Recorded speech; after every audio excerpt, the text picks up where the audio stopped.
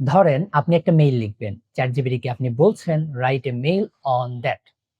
আপনি যেকোনো একটা বিষয় তাকে বলেছেন, সে ওই বিষয়ে আপনাকে মেইলটা লিখে দিয়েছে। বাট আপনার মেইলটা পছন্দ হইল না। আপনার কাছে মনে হলো মেইলটা রোবটিক। এখন এই মেইলটাকে আমরা কিভাবে হিউম্যানাইজ করতে পারি? এই যে হিউম্যানাইজ এবং এক্সাক্ট ডেটার আউটপুটটা পেতে গেলে আমাদের যে প্রশ্নটা মাথায় আসে সেটি হচ্ছে প্রম্পটিং। প্রম্পট ইঞ্জিনিয়ারিং কথাটা মাথায় শুনলে আমাদের মনে হয় এখানে অনেক কিছু আছে। বাট বিষয়টা খুবই সিম্পল। জাস্ট এআই কে আপনার সঠিক তথ্য দেওয়া, সঠিকভাবে বুঝানো। তখনই সে আপনাকে সঠিক আউটপুট দিবে।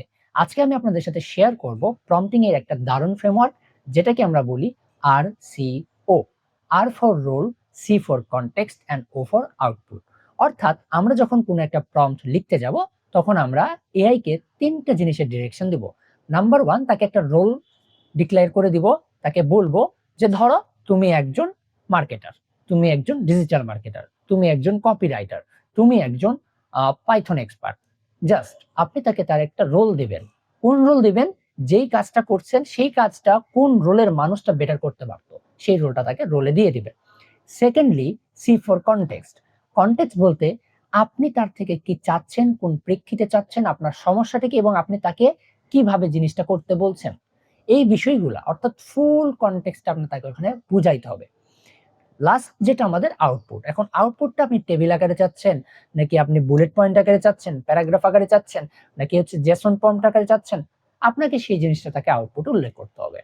অধিকাংশ মানুষ শুধুমাত্র এই যে এক লাইনে প্রম্পট লিখে তারা এভারেজ রেজাল্ট পায় এবং তারা বলে আমাকে ChatGPT, জেমিনাই হিউম্যানাইজ রেজাল্ট দিচ্ছে না।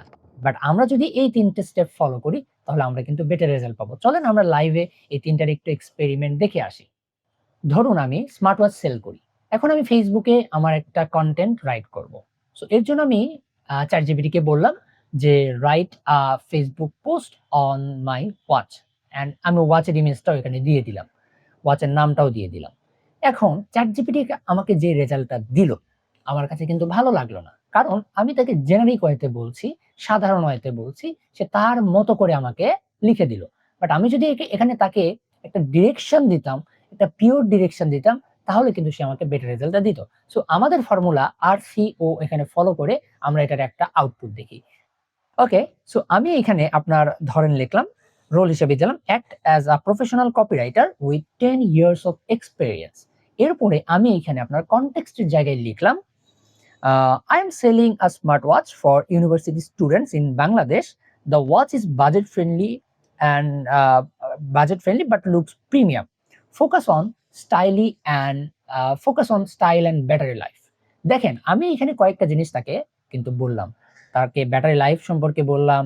দেন হচ্ছে আসলে আমার এই ওয়াচের মধ্যে আরো কি জিনিস আছে, কি কনটেক্সট এই ওয়াচের মধ্যে আছে আমি সেগুলো তাকে ক্লিয়ার করে দিলাম। অ্যান্ড লাস্ট যেটা আসে সেটা হচ্ছে আউটপুট। আমি এখন ধরেন তাকে আউটপুটে গিয়ে বললাম, write a short catchy Facebook caption with emojis and 3 bullet point. Keep tone exciting.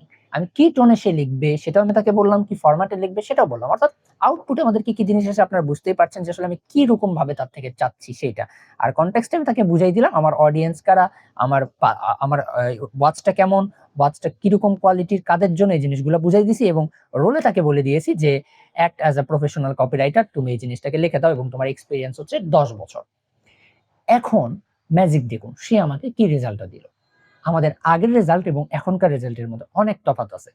আমরা জিনিসগুলো জানি বাট আমরা কিন্তু ইউজ করি না। আমরা বারবার ChatGPT কে গিয়ে মামা শোন আমাকে এটা একটা লিখে দে। আমরা যতক্ষণ এই ধরনের অভ্যাস থেকে বের হয়ে না আসতে পারবো, আমরা কিন্তু তার থেকে বেটার আউটপুট পাবো না। তার কাছে বেটার আউটপুট আছে বাট আমরা নিতে পারছি না। এই দোষটা আমার, আপনার, আমাদের। সো আপনার কাছে RCO ফর্মুলাটা কেমন লাগলো জানাবেন। যদি আগে থেকে জেনে থাকেন, বিভিন্ন ইন্ডাস্ট্রির প্রেক্ষিতে আমরা একটা পিডিএফ রেডি করেছি। আপনি পিডিএফটা পেতে হলে জাস্ট কমেন্টে লিখুন RCO। আমরা আপনাকে মেইল করে দিয়ে দিব অথবা আপনার ডিএম এ দিয়ে দিব। So thank you for watching.